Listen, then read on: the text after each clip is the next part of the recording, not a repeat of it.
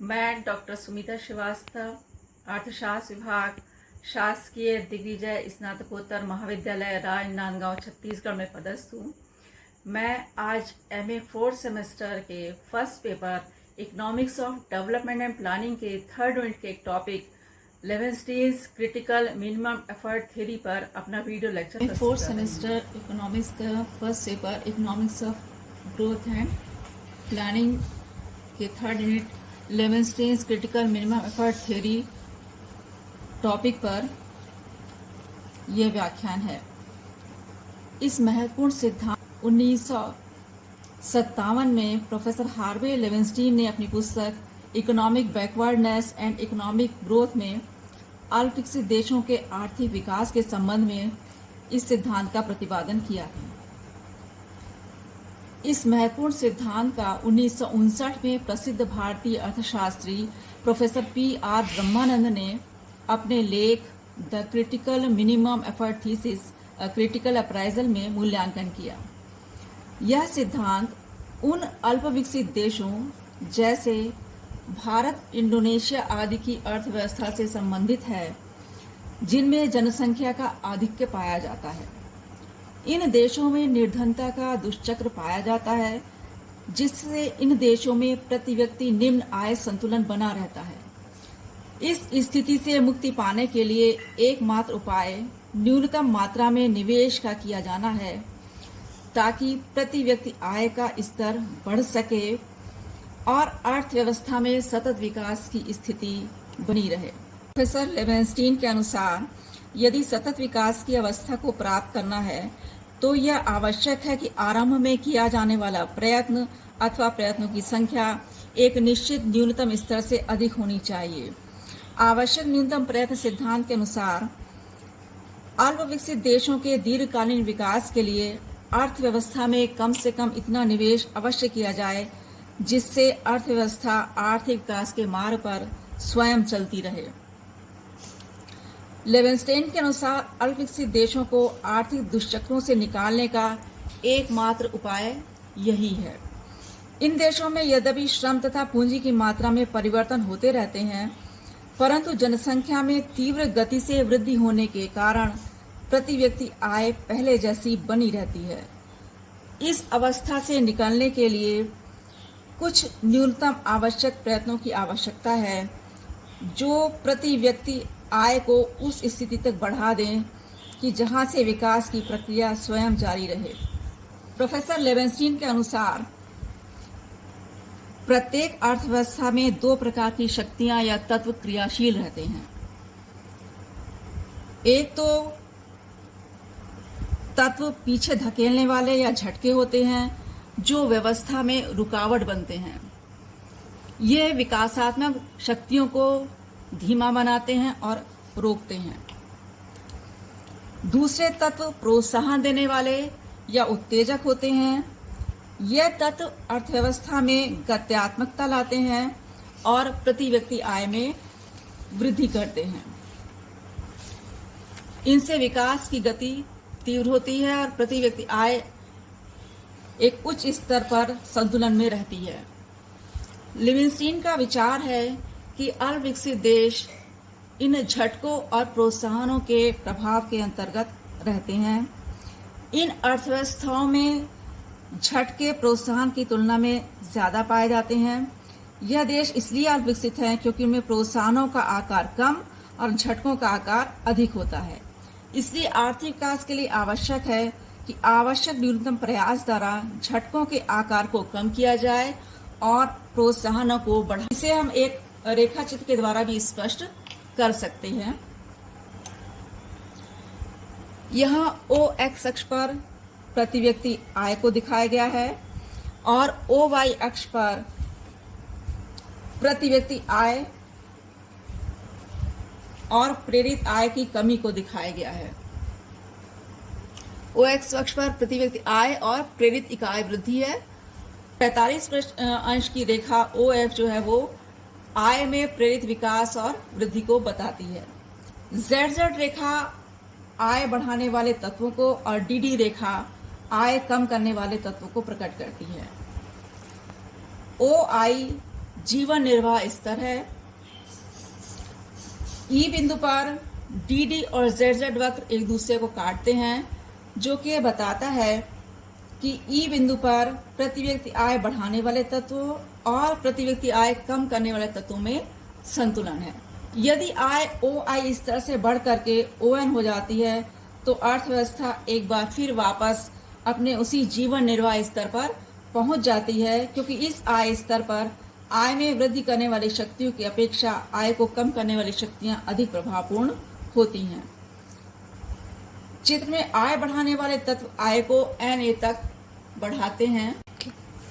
इस समस्या का हल करने के लिए राष्ट्रीय आय में इसके स्तर में इतनी वृद्धि करनी चाहिए जहां प्रेरक तत्व झटकों की तुलना में अधिक मजबूत हों, जिससे कि आय की वृद्धि सतत रूप से हो सके।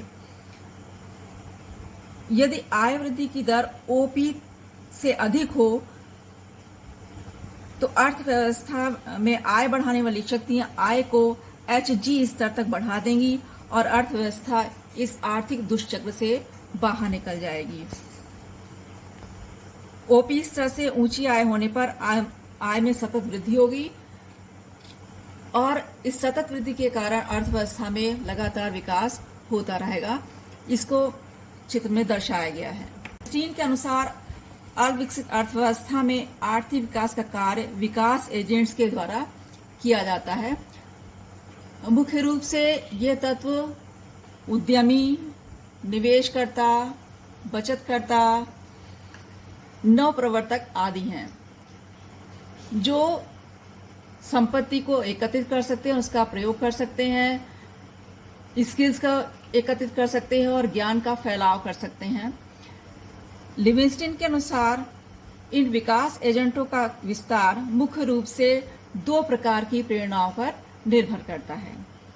पहला है शून्य राशि प्रेरणाएं और दूसरा है धनात्मक राशि प्रेरणाएं। शून्य राशि प्रेरणाएं ये वह प्रेरणाएं होती हैं जिनका देश के आर्थिक विकास पर कोई प्रभाव नहीं पड़ता। ये आर्थिक राष्ट्रीय आय में वृद्धि नहीं करती हैं। इनका केवल वितरणात्मक प्रभाव ही होता है। दूसरी है धनात्मक राशि प्रेरणाएं। इनका संबंध उत्पादन क्रियाओं से होता है। यह राष्ट्रीय आय और आर्थिक विकास में वृद्धि करती हैं। वास्तव में आर्थिक विकास के लिए धनात्मक राशि प्रेरणाएं आवश्यक होती हैं। इन गतिविधियों में उत्पादक निवेश, तकनीकी ज्ञान का प्रयोग, नए नए बाजारों की खोज, वैज्ञानिक खोज और नवप्रवर्तन आदि शामिल हैं। इनके द्वारा लोगों को प्रेरित किया जाता है, उनके एटीट्यूड में बदलाव किया जाता है और इस प्रकार से ये आर्थिक विकास को वृद्धि पहुंचाती हैं, उसके लिए सकारात्मक वातावरण तैयार करती हैं। अल्प विकसित अर्थव्यवस्था में लोग अधिकतर ऐसी क्रियाओं में लगे रहते हैं जिनका संबंध शून्य राशि प्रेरणाओं से होता है। लिविंगस्टन का विचार है कि आर्थिक विकास करने के लिए शून्य राशि प्रेरणाओं को कम करके धनात्मक राशि प्रेरणाओं को बढ़ाना आवश्यक है। उनके अनुसार अर्थव्यवस्था पर पड़ने वाले प्रभावों को दूर करने के लिए, जिनके कारण एक देश आर्थिक पिछड़ेपन की अवस्था में रहता है, न्यूनतम आवश्यक प्रयत्न ऐसे किए जाने चाहिए जिनसे धनात्मक राशि प्रेरणाओं का प्रोत्साहन मिल सके और शून्य राशि प्रेरणाओं के बुरे प्रभाव को दूर किया जा सके। पॉपुलेशन ग्रोथ एंड पर कैपिटा इनकम। लिविंगस्टन का सिद्धांत जनसंख्या वृद्धि को प्रति व्यक्ति आय का फलन मानता है। इसके संबंधों को 4 अवस्थाओं में प्रकट किया जा सकता है। पहली अवस्था, जब आय का स्तर बहुत कम अर्थात जीवन निर्वाह स्तर के बराबर होता है तो जन्म तथा मृत्यु दर दोनों अधिक होती हैं। अब यदि प्रति व्यक्ति आय जीवन निर्वाह स्तर से बढ़ जाती है तो मृत्यु दर घट जाती है, लेकिन जन्म दर में कोई कमी नहीं होती है। द्वितीय अवस्था में प्रति व्यक्ति आय बढ़ने और जन्म दर में कमी न होने पर और मृत्यु दर कम हो जाने पर जनसंख्या की वृद्धि बहुत ज्यादा होती है और इस अवस्था में प्रति व्यक्ति आय बढ़ने पर जनसंख्या वृद्धि के कारण प्रति व्यक्ति आय में वृद्धि नहीं हो पाती है और तेजी से जनसंख्या वृद्धि होती है। लिविंगस्टीन का तर्क था कि प्रति व्यक्ति आय बढ़ने पर अधिक बच्चों की इच्छा कम होने लगती है और बढ़ती आय के स्तर और परिणाम स्वरूप सामाजिक और आर्थिक मोबिलिटी बढ़ जाती है और फिर एक बड़ी परिवार को सपोर्ट करना ज्यादा कॉस्टली हो जाता है। इसलिए इसके बाद तृतीय अवस्था में मृत्यु दर भी कम होने लगती है और परिणाम स्वरूप जन्म दर भी कुछ कम होने लगती है और जनसंख्या की वृद्धि दर कम होने लगती है। इसके पश्चात जब देश बहुत अधिक विकसित होने लगता है तो उसके बाद राष्ट्रीय आय बहुत ज्यादा तेजी से बढ़ती है और मृत्यु तथा जन्म दर दोनों ही बहुत कम हो जाती हैं और जनसंख्या की वृद्धि दर बहुत कम हो जाती है। लिविंगस्टीन ने जीव वैज्ञानिक रूप से जनसंख्या की अधिकतम वृद्धि दर को 3 या 4% माना है।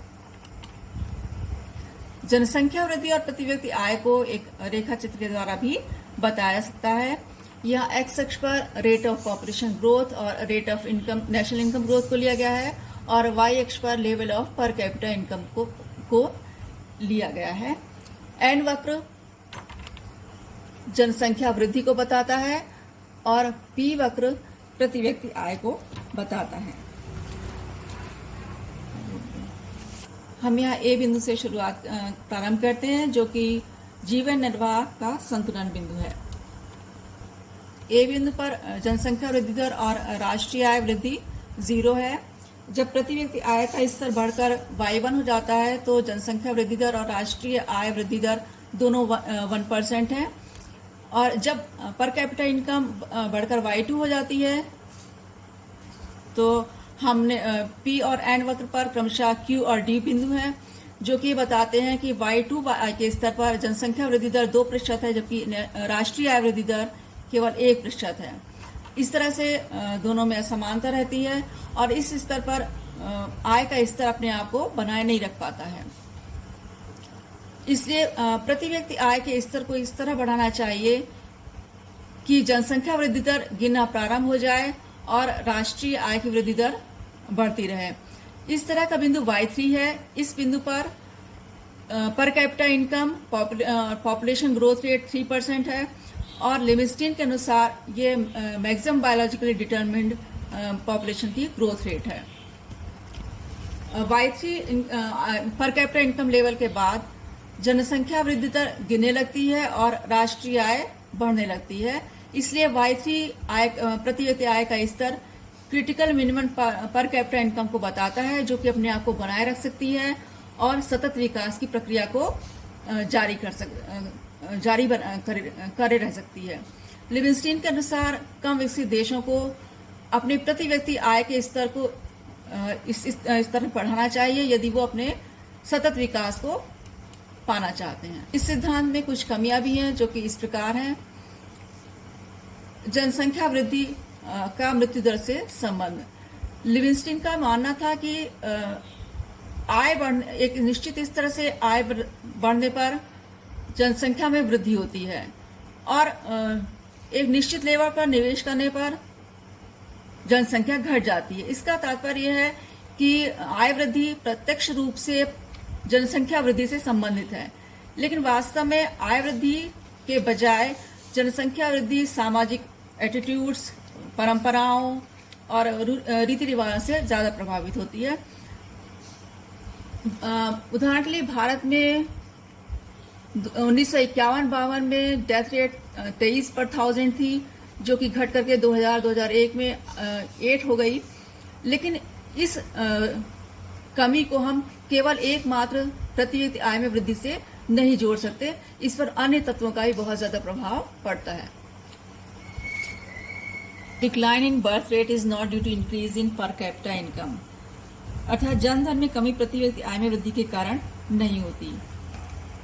लिविंगस्टीन का मानना था कि जन्म दर में कमी इसलिए होती है कि प्रति व्यक्ति में आय में वृद्धि न्यूनतम आवश्यक स्तर पर पहुंच जाती है और जनसंख्या की वृद्धि से आगे बढ़ जाती है।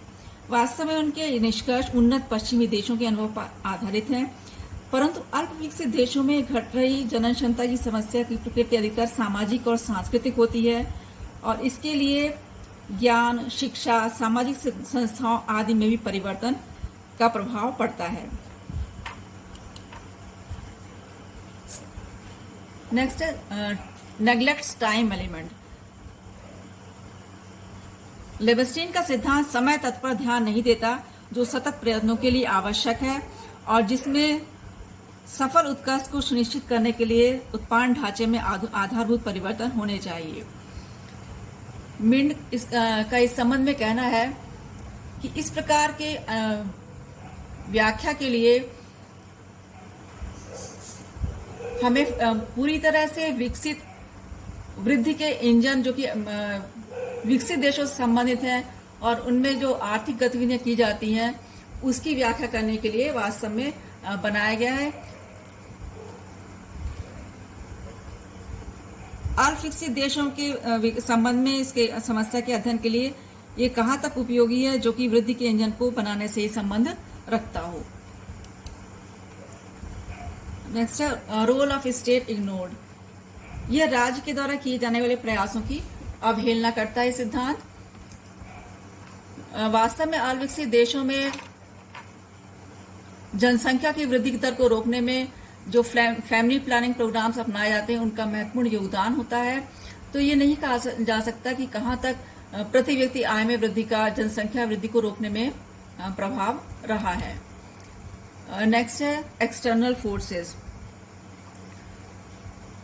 अर्धविकसित देशों के विकास की प्रारंभिक अवस्था में बाहरी शक्तियों का भी महत्वपूर्ण योगदान होता है, लेकिन यह सिद्धांत कई विदेशी शक्तियों जैसे कि विदेशी पूंजी, विदेशी व्यापार, अंतर्राष्ट्रीय आर्थिक संबंधों की अवहेलना करता है। यह शक्तियां डेवलपमेंट का इंटीग्रल पार्ट होती हैं और इनका विकास पर कहीं गहरा प्रभाव पड़ता है। नेक्स्ट है higher than 3% growth rate can not ensure endless expansion. Leibenstein का मानना था कि 3% तक की जनसंख्या की वृद्धि दर और राष्ट्रीय आय वृद्धि दर जब सरपास हो जाती है तो उसके बाद अर्थव्यवस्था सतत विकास की दर पर आगे बढ़ती है। लेकिन मिंट का कहना था कि क्या वास्तव में ऐसा ही होता है, ये मानना संभव नहीं है। ऐसे भी कई उदाहरण हैं कि जिसमें देश अपनी आय, अपनी बचत और निवेश के रेशो को 10 से 12% तक ले जाने में सफल हुए और उन्होंने कुल आय की वृद्धि दर में सतत वृद्धि पाई इस 3% लेवल के ऊपर। लेकिन उसके बाद फिर वो पुनः स्टैग्नेशन के स्थिति में चले गए और उनकी ग्रोथ रेट जो है वो स्लो हो गई। पर कैपिटा इनकम और ग्रोथ रेट के बीच में कॉम्प्लेक्स रिलेशन है। मिंट के अनुसार प्रति व्यक्ति आय और कुल आय की वृद्धि दर में एक जटिल संबंध होता है। प्रति व्यक्ति आय सेविंग और इन्वेस्टमेंट की रेट पर डिपेंड करती है, जो कि आय के डिस्ट्रीब्यूशनल पैटर्न पर निर्भर करती है और इस बात पर निर्भर करती है कि जो वित्तीय संस्थाएं हैं वो बचत को मोबिलाइज करने में कितना सक्षम है। इन्वेस्टमेंट और उसके परिणाम स्वरूप जो आउटपुट है उसके संबंध को कांस्टेंट कैपिटल आउटपुट रेशो के द्वारा डिटरमिन नहीं किया जा सकता। ये एक सीमा तक जो उत्पादक संगठन है एक देश का उस पर निर्भर करती है जिसको कि इम्प्रूव किया जा सकता है। और नेक्स्ट है स्टिमुलेंट्स और शॉक्स का असंतोषजनक व्याख्या। जो लेविस्टीन ने अपने प्रेरक तत्व और झटकों की व्याख्या की है वो संतोषजनक नहीं है। उनका मानना था कि जो क्रिटिकल मिनिमम लेवल है उसके नीचे जो प्रति व्यक्ति आय है उससे अर्थव्यवस्था वापस निचले स्तर पर लौटेगी और यदि जो प्रति व्यक्ति आय की वृद्धि की जाए वो उससे कम रहती है। लेकिन यह संभव है कि अर्थव्यवस्था अपने जो कैपिटल स्टॉक है उसमें वृद्धि कर ले, अपनी कुशलताओं में वृद्धि कर ले, स्किल्स बढ़ाए और एक उचित स्तर पर संतुलन को प्राप्त करे।